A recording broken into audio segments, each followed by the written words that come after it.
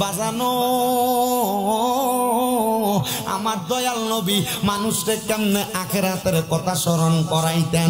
আমার দয়াল নবী রাহমাতুল আলামিন নবীজি একদিন মসজিদে নববীর মিম্বরের মধ্যে দাঁড়ায়া দাঁড়ায়া নবীর সাহাবায়ে কেরামরে নিয়া আমার দয়াল নবী সাহাবায়ে কেরামের কাছে ওয়াজ করতেছেন।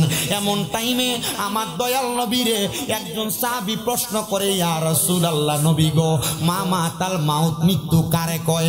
আমার দয়াল নবী রাহমাতুল আলামিন নবী চোখ মুবারকের পানিগুলা ছাইরা দিছে। আমার নবী কান্দে আর ডাক দিয়া কয়, সাহাবী আমি নবীরে তুমি কিসের কথা স্মরণ করাইলা? তাইলে যদি তোমরা মৃত্যুর কথা জানতে চাও, আমি নবীর পূর্ববর্তী একজন নবী, আমি তোমার কাছে ওই নবীর কথা বর্ণনা করতাম চাই। ইয়া রাসূলুল্লাহ কার কথা বলেন? আমার নবী কয়, সাহাবীরা আমি নবী ইদ্রিস নবীর কথা বলতেছি। নবী গো, ইদ্রিস নবী কি করছে গো? আমার নবী কয়, ইদ্রিস নবী একটা ঘোষণা দিছে, তামুতু কাবলাল মাউত, মরার আগে একবার মইরা যাওয়ার কথা বলছে। জোরে জোরে কোন সুবহানাল্লাহ। সাহাবায়ে কেরাম একটা ডাক দিয়া কই, ইয়া রাসূলুল্লাহ নবী গো, ও দয়ার নবী, মায়ার নবী, রাহমাতুল লিল আলামিন নবী গো, আপনি দয়ার নবীর কাছে জানতে চাই মরার আগে মরে কেমনে গো নবী? আমার নবী কয়, মরে তো মানুষ দুনিয়া থেকে যখন হায়াতে জিন্দেগি শেষ হয়ে যায় এমনে, কিন্তু যদি কোনো মানুষ মরার আগে আমার আল্লাহর প্রেমে তার জীবন বিসর্জন দিতে পারে রে, ওই ব্যক্তির মতো মরা আর দুনিয়ার জমিনের ভিতরে নাই। আমার নবী ডাক দিয়া কয়, ও জগতের মানুষেরা, হযরত ইদ্রিস নবী কি ঘোষণা দিছে জানোনি? আমার আল্লাহ তাআলা যখন ইদ্রিস নবীরে মরার আগে একবার মারছে, ইদ্রিস নবী আমার আল্লাহর কাছে ফরিয়াদ জানাইছে, মাবুদ তুমি আমার রুহুটা দুনিয়াতে থাকা অবস্থায় একবার কবজ করাও না। মানুষ মরলে কত কষ্ট পায়, আল্লাহ তুমি আমি নবীরে দেখাও না। আমার আল্লাহ তাআলা ইদ্রিস পয়গম্বরে মওতের কষ্ট দেখাইতেছে। ইদ্রিস পয়গম্বরের রূহ কবজ করা হইছে। রূহ কবজ করার পর ইদ্রিস নবীর রূহটা আবার ফিরিয়ে দেওয়া হইছে। হযরত ইদ্রিস নবী ওনার উম্মতদের কাছে বর্ণনা করে, উম্মত ও আমি ইদ্রিস নবীর উম্মতের দলেরা, শুইনারা করে উম্মতের দলেরা, একটা মানুষের রূহ কবজ করার সময় কেমন কষ্ট হয় জানো? ও নবী কেমন কষ্ট হয়? বলে একটা জীবিত বকরিরে লটকায়া দিয়া চামড়াটা টাইনা টাইনা ছিঁড়া ফেললে ওই বকরিটার যত কষ্ট হয়, একটা মানুষের রুহুটা আসাইল যখন বুক দিয়া টান দিয়া লইয়া যায়, একটা মানুষের তত কষ্ট হয় রে, কষ্ট হয়। এ পশ্চিমবাগের বাবা, আপনাদের এলাকার কত মানুষ মারা গেল, মারা যাওয়ার সময় বিছানার ভিতরে প্রস্রাব পায়খানা কইরা দেয়। কত মানুষ মারা যায়, মারা যাওয়ার সময় জিহ্বায় কামড় দিয়া মারা যায়। কত মানুষ মারা যায়, মারা যাওয়ার সময় শক্তি উল্টায়া দিয়া মারা যায়। কত মানুষ মারা যায়, মারা যাওয়ার সময় নাকে মুখে দিয়া রক্ত বাইরে হয়ে মারা যায়। একবারও তো জিগাইলা না, ও মসজিদের ইমাম সাহেব হুজুর, এই মানুষটা কেন এমনে মারা গেল? মসজিদের ইমাম সাহেবরে বালা বিষয়ে প্রশ্ন করতে মন চায় না। মসজিদে একটু ময়লা পড়ে থাকলে হুজুর, হযরত আনাস রাদিয়াল্লাহু তাআলা আনহু আমার নবীরে প্রশ্ন করে, নবী গো, আপনি নবীর কাছে জানতে চাই, তাহলে মানুষ কেন বিছানার মধ্যে প্রস্রাব পায়খানা করে দেয়? আমার নবী ডাক দিয়া কয়, আনাস, একটা মানুষের রুহ যখন কবজ করে, যেই মানুষটাই যেই আচরণগুলার কথা বলছে, এই আচরণটা কিন্তু বালা মানুষের মরার সময় হয় না। যে লোক সুদ খায়, যে লোক ঘুষ খায়, যে লোক ফরের হক মারা মারা খায়, এই লোকটা মারা যাওয়ার সময় এমন কষ্ট হয়ে মারা যায়। পশ্চিমবাগ এলাকার সুদ খুন নাই, না না না না নাই মনে হয়, একবার ভালো সব। হ্যাঁ, আর আপনার এডিরে ধরে নিয়ে মসজিদের সভাপতি বানান, কথা কয় না। আপনার এডিরে ধরে নিয়ে মসজিদের সেক্রেটারি বানান, আপনার এডিরে ধরে নিয়ে এলাকার সর্দার মাতবর বানান, আছে না নাই? আবার দেখবেন পশ্চিমবাগের দোয়ানে বইয়া বইয়ে সুদ করতে লম্বা লম্বা কথা কয়। ওরে গায়ের জোরে বললে কথা, নবীর প্রাণে লাগে ব্যথা, চিরদিন তুই থাকবি থাকবি না ভুবনে নিরঞ্জনে, দিবে তোরে দোজকের আগুনে, কন্যা ফুরবে তোরে দোজকের আগুনে নিরঞ্জনে, দিবে তোরে দোজকের আগুনে। আসেনি আমার বাবারা, নবী আমার কয়েক শুনরে উম্মত, যেই কষ্টের মরণটির কথা কইলে এই মরণটি তো বালা মানুষের মরণ না। নবী গো তারা কারা? বলে দুনিয়ার সবচাইতে নিকৃষ্ট, মানে উলাইকা হুম শাররুল বারিয়া, সবচাইতে নিকৃষ্ট ব্যক্তিদের মরণের অবস্থা। নবী গো তাহলে কেন বিছনার ভিতরে প্রস্রাব পায়খানা কইরা দেয়? নবী আমার কই উম্মত, আজরাইল আসার আগে দুইটা ফেরেশতা ওই বান্দার সামনে পাঠায়। ওই দুইটা ফেরেশতার চোখগুলা নীল রঙের হয়। ওই নীল রঙের চোখগুলা দেইখা বান্দা ডরে বিছানার মধ্যে প্রস্রাব পায়খানা কইরা দেয়। হায়রে মুসলমান, আজরাইলের তো এখনো দেখছো না? মানে দুইটা ফেরেশতা ভয়ঙ্কর, এই ভয়ঙ্কর ফেরেশতারে দেইখা বিছনায় প্রস্রাব পায়খানা কইরা দেয়। হায়রে ও মুসলমানের দল, ও নবীর উম্মতের দলেরা, এবার যখন আজরাইল সামনে আসে, বান্দা চেষ্টা করে মুখ দিয়ে আজরাইলের সঙ্গে কথা বলার জন্য, কিন্তু বান্দা পারে না। বান্দার দুই সোয়ালের মাঝখানে বান্দার জিহ্বাটা আটকে জায়গা। বান্দা চোখ দিয়া বুঝাইতে চায়, বান্দার চোখগুলা তখন উল্টে যায়। তখন বান্দা আর কোনো কিছু লড়াচড়া করতে পারে না। আজরাইল যখন বান্দার বুকটার ভিতরে হাত দেয়, ওই বান্দার গাড়ের সাহারকগুলা ঠাস ঠাস করে ছিঁড়া যায়। বান্দার হাতের রগগুলা ছিঁড়া যায়, পায়ের রগগুলা ছিঁড়া যায়। এই রগগুলা ছিঁড়া যাওয়ার পরে বান্দার রক্ত চলাচল করতে পারে না। তখন বান্দার নাকে মুখে দিয়া রক্তগুলা বাইরে হয়। নবী গো আর কত কষ্ট দেওয়া হইব? আমার নবী কই উম্মত, শুধু এই জায়গায় তো কষ্ট শেষ হইছে না, এটা তো মাত্র তার কষ্টের প্রথম স্টেশন। ইন্তেকাল করার পরে আজরাইল যখন তার রূহটা নিয়ে আসমানের দিকে যাইব, আসমানের দিকে যাওয়ার সময় আজরাইল সহ অন্য দুইটা ফেরেশতা, ওই ফেরেশতাদের নাকের মধ্যে তারা এভাবে রুমাল দিয়ে রাখবো। আসমানের প্রথম দরজায় যখন যাইব, প্রথম দরজার ভিতরে 19 জন ফেরেশতা থাকবো। ওই 19 জন ফেরেশতা ওই বেনামাজি বে আমল হারাম কোটার রুহুটা নিয়ে যখন ফেরেশতারা যাইব, ওই ফেরেশতারা রুহুটা দেইকা মুখ থেকে থুক থুক থুক এভাবে থুতু নিক্ষেপ করবে। চিন্তা করে দেখেন তো আপনার জীবনটা আপনি কি সাজাইছেন। আপনি মারা যাওয়ার পর আপনার যদি এই ফেরেশতারা থুতু নিক্ষেপ করে, এই জীবন দিয়ে কোনো লাভ আছে? কথা কন না কেন? আপনার কাম মারামারি করা, আপনার কাম ফিটাফিটি করা, এলাকার ভিতরে ঝগড়া দ্বন্দ্ব ফাসাদ যা আছে এগুলোর ভিতরে আপনি যান। কথা কন না কেন? আপনি মনে করছেন আপনার ফেরেশতা স্বাগতম জানাইবো? ওই ফেরেশতা থুতু দিবে। এবারও 2 জন ফেরেশতা ওই 19 জন ফেরেশতারে ডাক দিয়া বলবে, ফেরেশতারা রে, এই একজন বান্দার রুহুর দিকে তোমরা দি থুতু নিক্ষেপ করতেছো, কারণটা কি? ডাক দিয়া বলবে, থুতু তো এমনি নিক্ষেপ করি না, তাইলে তোমরা যে নাকের ভিতরে রুমাল দিয়া রাখছো এটার কারণ বলো, তাইলে আমরার থুতুর কারণ তোমরা জানবা। দোকানে বলেন, নিষেধ করেন কথা বলতে। এবার ওই 2 জন ফেরেশতারা আজরাইল জিগাইব, তোমরা 19 জন মিলা কেন থুতু দাও?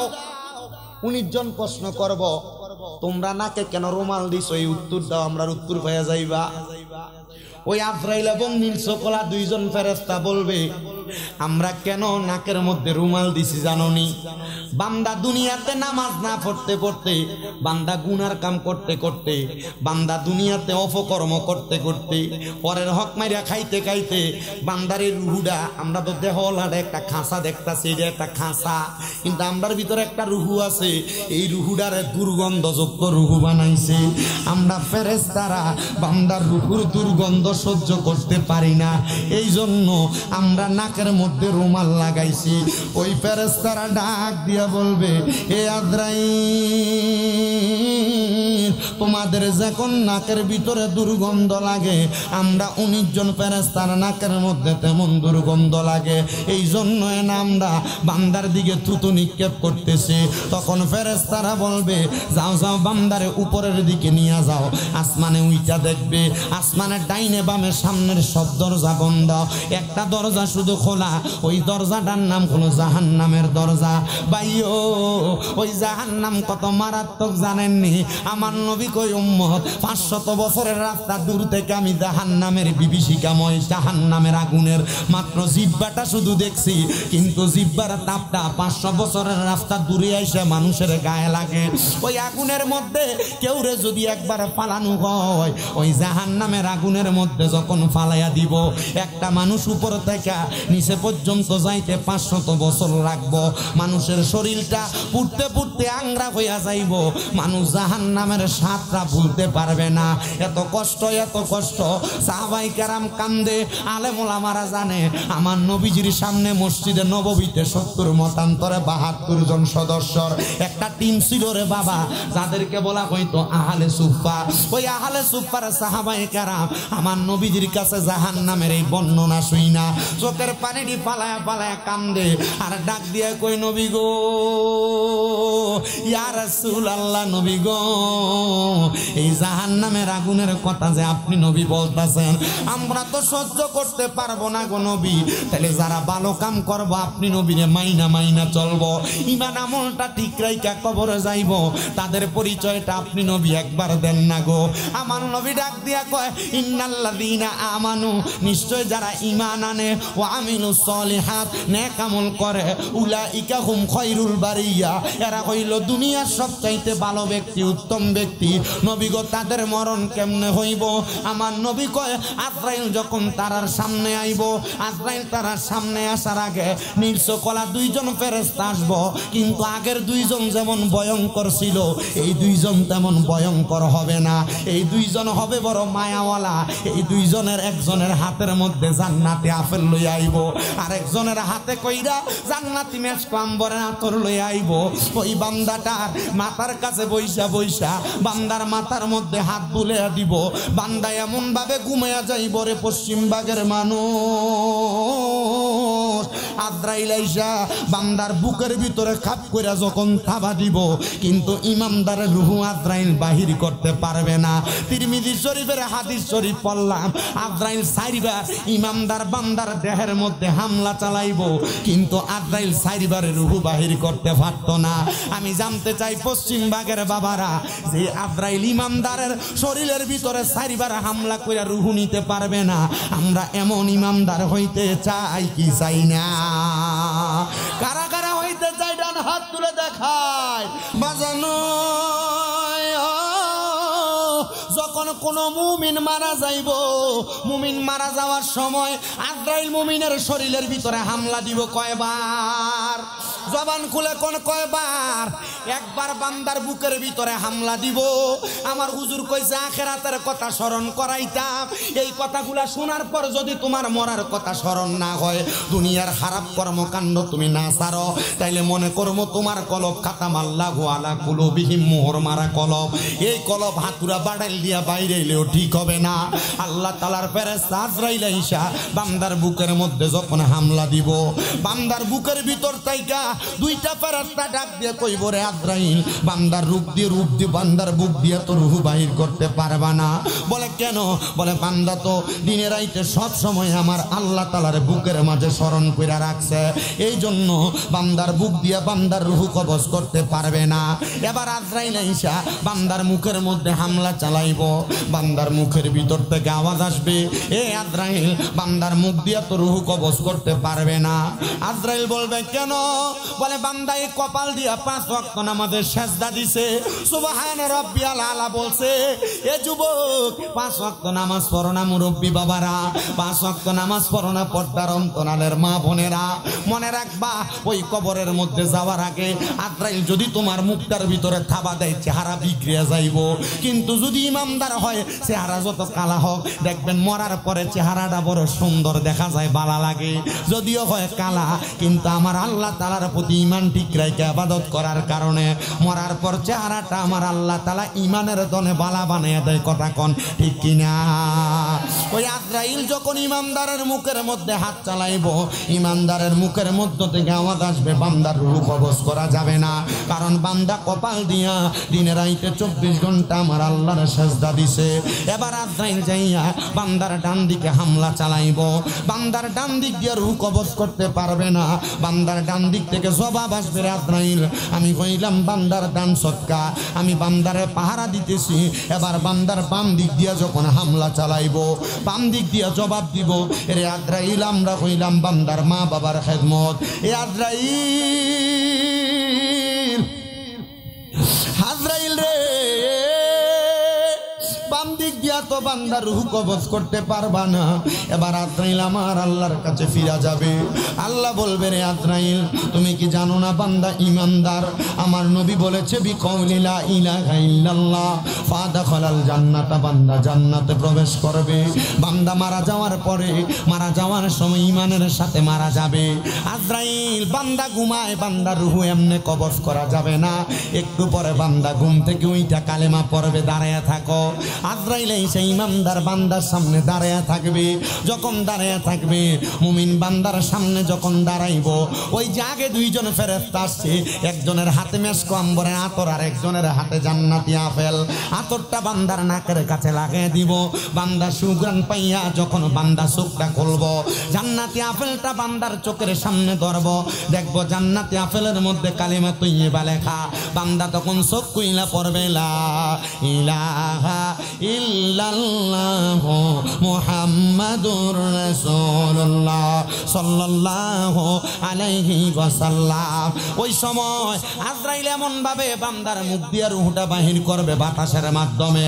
একটা ছোট বাচ্চা কান্না করলে মা মাথার মধ্যে হাত তুলে দিলে বাচ্চা যেমন ভাবে ঘুমায়া যায়, ওই আজরাইল রূহ কবজ করলে ইমানদার তেমন ভাবে ঘুমায়া যাবে। তবে একটা মজার বিষয়, ইমানদারের রূহটা যখন আজরাইল হাতে নিবে, আমরা দেশে এক জাতের মাছ আছে রে বাবা, যে মাছটা হাতে নিলে হাত থেকে পিছলে জায়গা যেটারে বাইন মাছ কই আমরা, আছে না পিছলে জায়গা, ওই মাছটা পিছলে জায়গা। আজরাইল যখন ইমানদারের রূহটা হাতের মধ্যে নিবে, আজরাইলের হাতে ইমানদারের রূহটা থাকবে না, পিছলে যাইব গা। এবার আজরাইল বলবে, আল্লাহ ইমানদারের রূহটা কোথায় রাখবো? আমার আল্লাহ বলবে, যাহাবি ওয়াল ফিদ্দা, স্বর্ণ এবং রূপার দুইটা পেয়ালা নাও জান্নাত থেকে। স্বর্ণ রূপার পেয়ালার মধ্যে ইমানদারের রূহটা রাখবে, সেখানেও থাকবে না। এবার আমার আল্লাহরে আজরাইল বলবে, আল্লাহ বান্দার রূহ তো স্বর্ণ রূপার পাত্রেও থাকে না। এবার আমার আল্লাহ বলবে, রে আজরাইল যেহেতু স্বর্ণ রূপার পাত্রেও থাকে না, তাহলে যার রূহ আবার তার মাঝে ফিরিয়ে দাও। আল্লাহ যার রূহ তার মাঝে ফিরিয়ে দিলে সে তো আর মরা থাকে না, সে জিন্দা হয়ে যায়। আল্লাহ কয়, আমার কোরআনের আয়াত চরণ করো, ওয়ালা তাকুলু লিমান ইউকতালু ফি সাবিলিল্লাহি আমওয়াত বাল আহইয়াউ ওয়ালাকিন লা তাশউরুন। আল্লাহ কয়, যারা আমি আল্লাহর রাস্তায় ইন্তেকাল করেছে তোমরা তারারে মরা কইও না। আল্লাহ কয়, বাল আহইয়াউন, তারা জিন্দা, ওয়ালাকিন লা তাশউরুন, এদেরকে যারা মরা কয় তারা নির্বোধ, তারা বোকা, তারা বোঝে না। ও মুসলমান, তাহলে যারা আল্লাহর পথে মারা যায় তারা মরা না।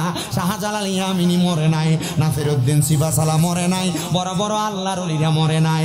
আপনার এলাকার মধ্যে যদি এমন ঈমানওয়ালা আমলওয়ালা থাকে, ওই ব্যক্তিও মরে না, তারা সাময়িক জময় ইন্তেকাল করে। আরবি গ্রামারের ভাষায় বাব ইনফিয়ালের ওজনে তারা মরে না, তারা জায়গা পরিবর্তন করে, স্থানান্তরিত হয়। তারা তাদের মাকবারার মধ্যে আমার আল্লাহ তাআলার নির্দেশে নামাজ আদায় করে। জোরে কোন সুবহানাল্লাহ।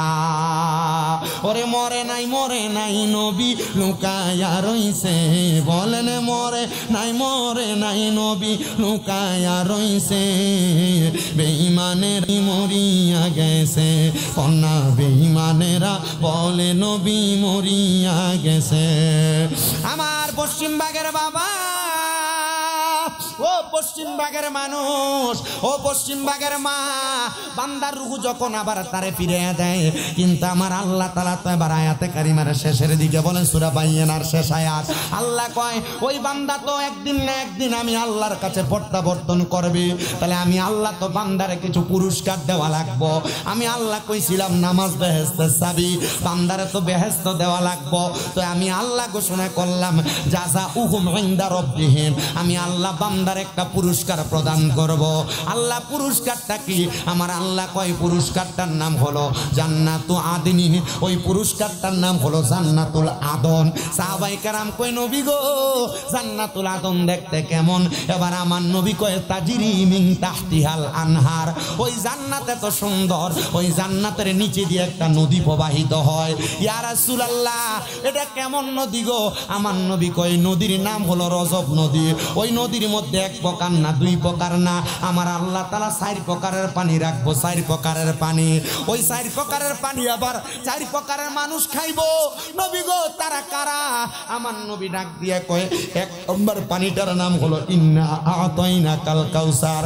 যারা দুনিয়াতে আল্লাহ নবীর প্রেমে মগ্ন ছিল তারাই মরার পরে ওই কাউসারের পানি জান্নাত থেকে পান করবে। 2 নাম্বার হলো সারাবান তাহুরা পবিত্র পানি।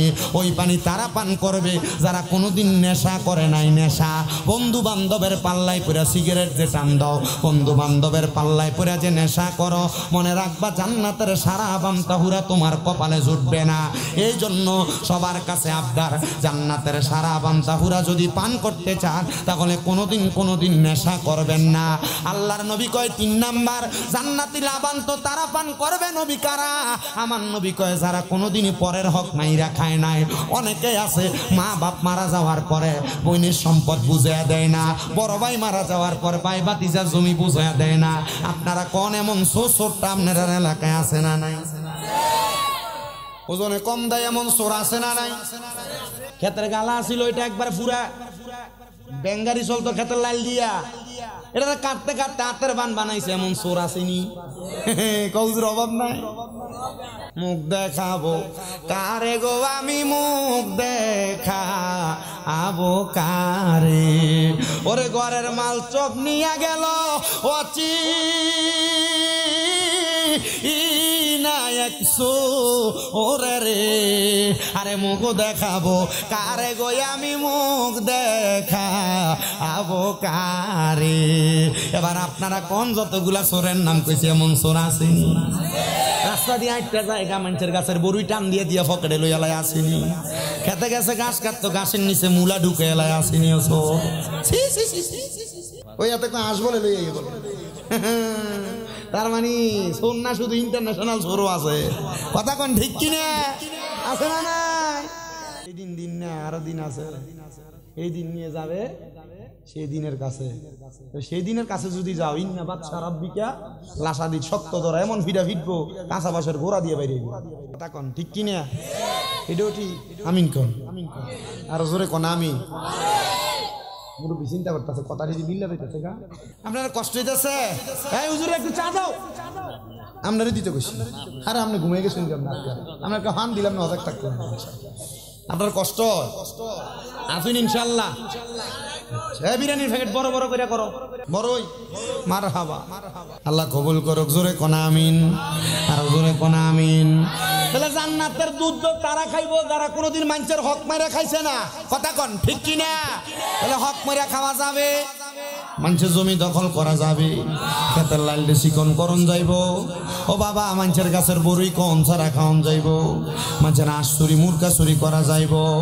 কোনো কারো দোকানদারে না কইয়া মুড়ি মুট করে খাইয়া লন যাইব, সানাসুরওয়ালারে না কইয়া একটু সানাসুর খাইয়া কইবেন যে ভাই একটু খাইছি। এ খাইয়া কো ভাই খাইছি, বেটা কি কইব? বেটা কই তার বোধে মরতে বের করে দিয়ে লাল এ মুহে ঢুকে আমারে কহু ভাই কটা খাইছি। এটা ইন্টারন্যাশনাল সুর, এটা সুর না ইন্টারন্যাশনাল সুর। কথা কয় না ঠিক কিনা? আল্লাহ আমরারে হেফাজত করুক। জোরে কোন আমিন।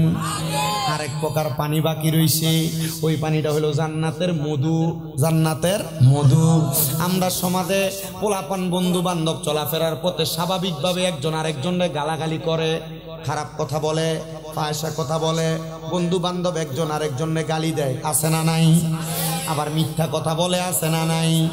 ওই জান্নাতের মধু তারা পান করবে যারা কোনোদিন মিথ্যা কথা বলে নাই, যারা কোনোদিন দুনিয়া জমিনের ভিতরে গালাগালি করে নাই।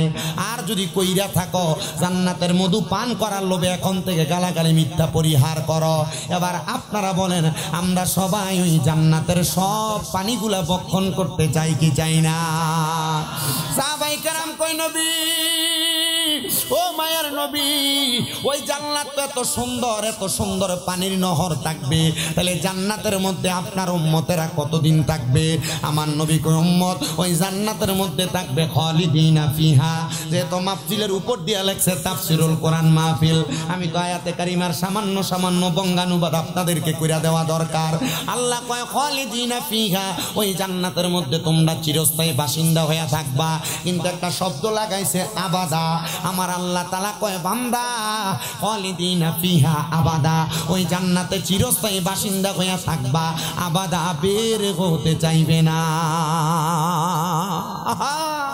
এত মজার জায়গা জান্নাত, ওই বের ঢুকবো এটা ঠিক, কিন্তু বাইর হইতে চাইবে না। এবার সাহাবায়ে কেরাম কই নবী গো ওই জান্নাতে কে কে থাকবে? কয় রাদিয়াল্লাহু আনহুম ওয়া রাদওয়ান, যারা আমার আল্লাহর প্রতি রাজি এবং খুশি, আমার আল্লাহ যারার প্রতি রাজি এবং খুশি তারাই ওই জান্নাতে থাকবে। নবী গো কাদের প্রতি আমার আল্লাহ খুশি? এবার আমার নবী ডাক দিয়া কয় শোনো, রেদার রব্বি ফি রিদাল ওয়ালিদাইন, যারার প্রতি তারার মা বাপ খুশি তারার প্রতি আমার আল্লাহ খুশি। সাখাতুর রব্বি ফি সাখাতিল ওয়ালিদাইন, যারার প্রতি তারার মা বাপ বেজার তারার প্রতি আমার আল্লাহ বেজার। ও আমার পশ্চিম বাগের বাবারা, মা বাপরে বাদ না দিয়া আল্লাহরে খুশি করবার লাগা মক্কা মদিনা যাইবা লাখ লাখ টাকা খরচ কইরা, আল্লাহর কসম মক্কা মদিনা যাইলে হজ তোমার কবুল হবে না। এই জন্য আসে কয় তোমরা কোনদিনও মায়েরই মনেতে কষ্ট দিও না, তোমরা কোনদিনও বাবারই মনেতে কষ্ট দিও না। হায়রে মায়ের মনে কষ্ট দিলে খোদা তো সহে না, বলেন মায়ের মনে কষ্ট দিলে খোদা তো সহে না। তোমরা কোনদিনও মায়েরই মনেতে কষ্ট দিও না। আরে কত পাপী আছে যে মাকে কষ্ট দেয়, মায়ের মনে কষ্ট দিয়ে অভিশাপ নেয়। হায়রে মায়ের মনে কষ্ট দিলে কষ্ট পাই রাব্বানা কন্যা, মায়ের মনে কষ্ট দিলে কষ্ট পাই রাব্বানা। তোমরা কোনদিনও মায়েরই মনেতে কষ্ট দিও না, তোমরা কোনদিনও মায়েরই মনেতে কষ্ট দিও না। আমার ভাইরা রে, মা বাপরে বার্তা দিয়া এমন একটা না 10টা পশ্চিম বাগে মাহফিল সাজাইয়া হবিগঞ্জের বড় হুজুরাই না ওয়াজ করাইবা, আল্লাহর কসমেই ওয়াজ দিয়া কোনো লাভ হবে না। হবিগঞ্জের সবচাইতে ভালো আলেম দিয়া ওয়াজ করাইবা, আল্লাহর কসমে ওয়াজ দিয়া কোনো লাভ হবে না। আমি জানি না রে আজকের মাহফিলে কোন সন্তান জানি পাইবে ঝগড়া কইরা মা বাপরে বাদ দেও না, মা বাপরে জুদা কইরা দিছ, মা বাপরে আলাদা কইরা দিছ। কত মা বাপ ঘরের মধ্যে বালিশে মাথা লাগায় লাগায় কান্দে। কত সন্তান বউ তোমারে কইছে তোমরা 2-3 ভাই, তুমি কে লাগা তোমার মা বাপরে একা খাওয়াইতা, এই কথা শুইনা মা বাপরে জুদা কইরা দিছ। মা বাপ বড় ভাইয়ের ঘরে সকালে খায়, মেজো ভাইয়ের ঘরে রাত্রে দুপুরে খায়, তোমার ঘরে রাত্রবেলা খায়। এই কথা শুইনা যদি মা বাবার মনে কষ্ট দিয়ে আলাদা কইরা থাকো, যাও তোমার মতো সুতার আমার মাহফিলে দরকার নাই।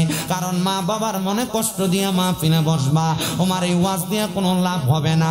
যদি কেউ এমন কাজ করে থাকো, আল্লাহর কসম মনে রাখবা, মনে রাখবা, মনে রাখবা, তুমি তোমার মা বাবার কাছে এখান থেকে বাড়ি যে মাপ চাইবা, আম্মা আব্বার পার্টির মধ্যে ধরে কইবা মা আমার বউয়ের কথা শুই না, আমার ভাই ভাই ঝগড়া কইয়া আপনারা আলাদা করে দিছি, ধমক দিছি, আল্লাহর রাস্তা আমি সন্তানরে মাফ করে দেন। যতক্ষণ পর্যন্ত আপনার মা বাপ মুখ দিয়ে বলছে মাফ করে দিছি, ততক্ষণ পর্যন্ত মা বাবার পাও ছাড়বেন না। বলে কেন কেন কেন? মা বাপ মাফ না করলে আমার স্বয়ং আল্লাহ আপনারে মাফ করতো না। অনেকে চিন্তা করে হুজুর আমার তো শরম লাগে মা বাবার পায়ে ধরলে, আমি বলবো বাবা শরম নিয়ে কোনো লাভ নাই। আম্মা আব্বার পায়ের মধ্যে ধরবেন, আম্মা আব্বার পায়ের মধ্যে ধরবেন, আম্মা আব্বার পায়ে ধরলে আল্লাহ আপনার দাম কমাইতো না, আল্লাহ আপনারে সারা জগতের মাঝে বিখ্যাত বানিয়ে দিব। আমার আল্লাহ তাআলা আপনার জগতের মাঝে বিখ্যাত বানিয়ে দিব। আজকের পশ্চিম বাগের মাহফিল কবুল হবে কি হবে না, এটার গ্যারান্টি কেউ দিতে পারবে না। তবে আমি শামীম রাজা কুমিল্লা তাই কাছে একটা গ্যারান্টি দিয়া যাই, যদি কামে লাগে মনে করবেন মাহফিল কবুল হয়ে গেছে। আগামীকালকে যদি দেখেন পশ্চিমবাগের দোকানে বইসা কোন মুরব্বী বাবা কয় হ্যাঁ আমার পোলাটা শামীম রাজার ওয়াজ শুই না রাত্রবেলা যাইয়া আমি বাপের পায়ে ধরে মাপ চাইছে, কোনোদিন আমি আব্বার লগে অন্যায় করে নাই, মনে রাখবার সন্তান আম্মা আব্বার পায়ের মধ্যে ধরলে তোমার দাম কমবে না, ইজ্জত কমবে না। আমি গুনাহগারের এলেম কালাম নাই, মাত্র মাস্টার্স ফার্স্ট ইয়ারের মধ্যে পড়ালেখা করি কুমিল্লা আলিয়া কামেল প্রথম বর্ষের মধ্যে। তবে আমার আল্লাহ তাআলা আমার মা বাবার পায়ের মধ্যে ক্লাস 6-7 থাকতে সুমা দেওয়ার পর থেকে আমার যেই সম্মান দিছে, এই সম্মানের 1000 ভাগের 1 ভাগের যোগ্য আমি না। আল্লাহ তাআলা আমার এর চাইতে আরো বেশি সম্মান প্রদান করছে। এ আমার পশ্চিমবাগের বাবা, পশ্চিমবাগের যুবকেরা, আম্মা আব্বা যদি আগামীকালকে বাবা যদি দোকানে বইয়া কয় হ্যাঁ আমার ফুতে আমার পায়ে ধরে মাপ চাইছে, আপনারা বলেন মা বাবার পায়ে ধরলে ফুতের দাম কমেনি? সন্তান চিন্তা করে হুজুর আমি আম্মা আব্বার পা ধরে মাপ চামু দূরের কথা, আমি তো 2 ঈদে মা বাবার পাশিয়া সালামি করি না, আমি কেমনে মা বাবার পায়ে ধরবো? আমি বলবো রে বাবা শুধু মা বাবার পায়ে ধরা না, মাঝে মাঝে যদি সুযোগ পাও আম্মা আব্বার পায়ের মধ্যে চুমা দিবা। বলে হুজুর কেন?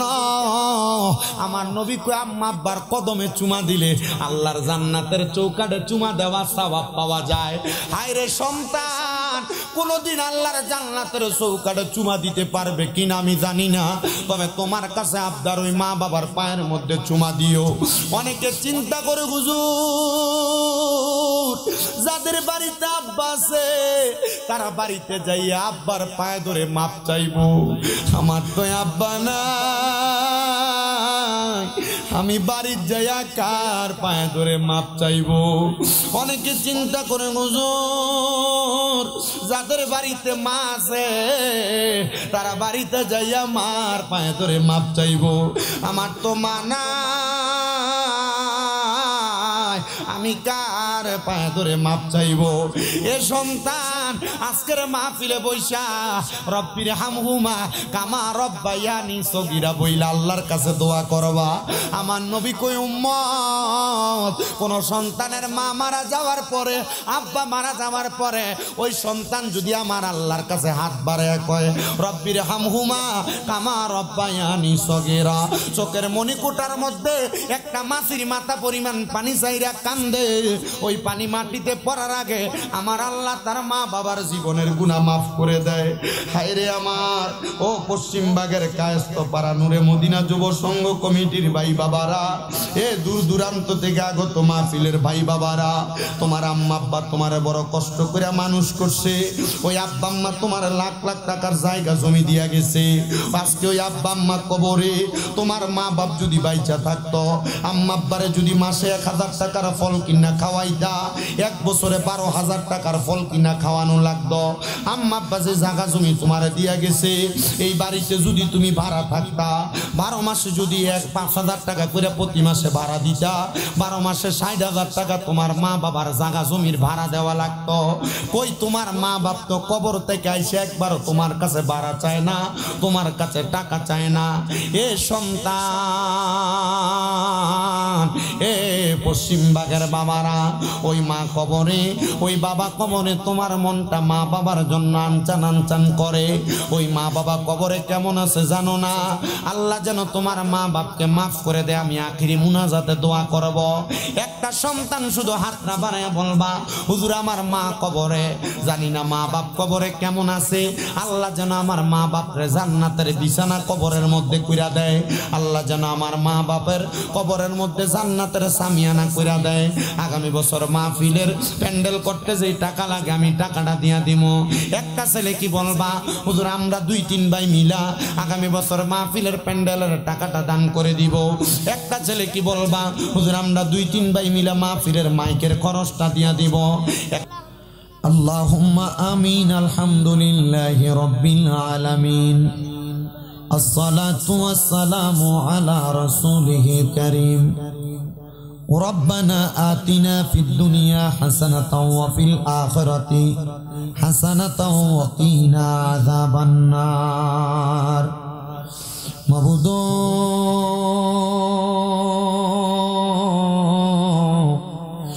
ও দয়াল আল্লাহ, আপনি কি আসমানে না জমিনে, না পাহাড়ে না দরিয়ায়, এ গত জীবনে আপনার কত তালাশ করলাম, সন্ধান পাইলাম না।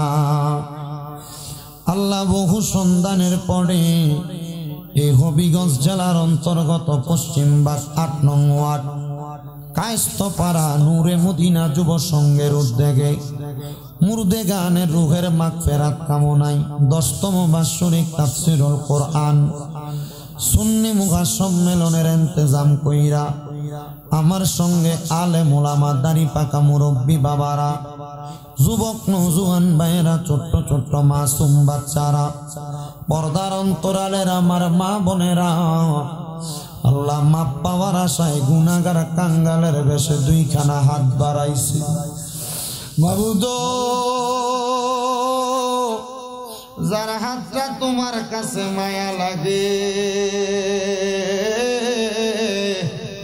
যার হাতটা তোমার কাছে পছন্দ হয়, ওই হাতটা রুচিলায় আজকের মুনাজাত কবুল কইরা নাও।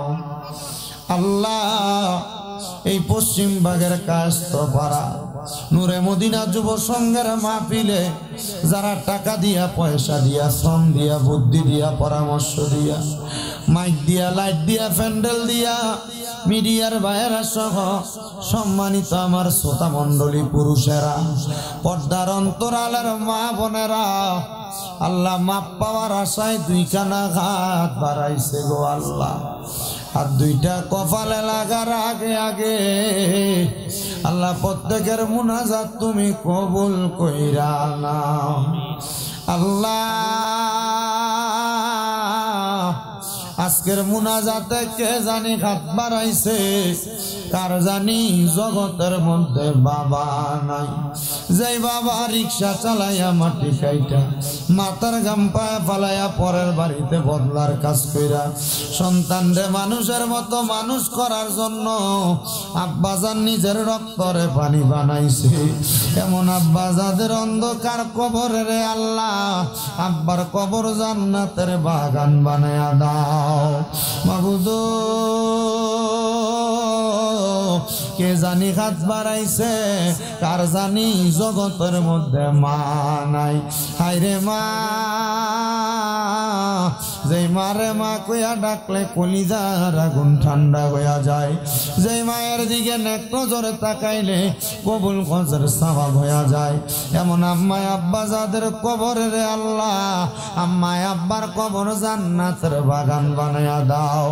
আম্মায় আব্বা চইলা গেছে আল্লাহ যারারে ফালাইয়া তারারে রাইখা গো গেছে কান্দিবার লাগিয়া। মাবুদ যাদের মা বাবা বেঁচে আছে হায়াতে তৈবা নসিব করো, আম্মা বউ সুস্থ থাকলে সেবা দেলা কামেলা নসিব করো, দাদার বংশ, দাদির বংশ, নানা নানির বংশর কবরের আযাব মাফ করে দাও।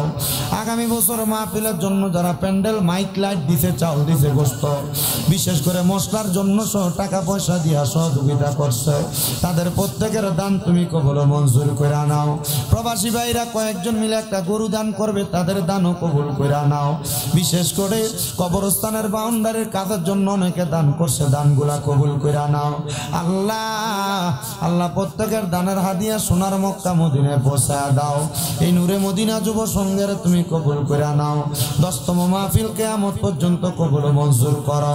আল্লাহ অনেক প্রবাসী ভাইরা বিদেশ থেকে দোয়া চায়, আমার প্রবাসীদের খাস দোয়া তুমি কবুল মঞ্জুর করো। আমার কামরুজ্জামান হুজুর সহ এই এলাকার যত উলামায়ে কেরাম, এলাকার যত হুফাজে কোরআন, তালেবুল ইলম আছে, যুব সমাজ আছে, সবাই রে কবুল মঞ্জুর করো। প্রবাসীদের মনের নেক নেক আশাগুলা পূরণ কইরা, পর্দার অন্তরালের মা বোনদের দোয়াগুলা কবুল কইরা আমরা সবাই রে মরণের আগে মক্কা আর মদিনা না দেখাইয়া মরণ দিও না। হায়রে মক্কা মদিনা না দেখাইয়া মরণ দিও না। আল্লাহ মরণের আগে নবীজির নূরানি চেহারা মুবারক দেখতে দেখতে আখিরি জবানে মধুর কালেমা পড়ে দিয়েন লা ইলাহা ইল্লাল্লাহ মুহাম্মাদুর রাসূলুল্লাহ সাল্লাল্লাহু আলাইহি ওয়াসাল্লাম। আসসালামু আলাইকুম ওয়া রাহমাতুল্লাহি ওয়া বারাকাতুহু। একটু গরম পানি খাওয়ানো যাবে?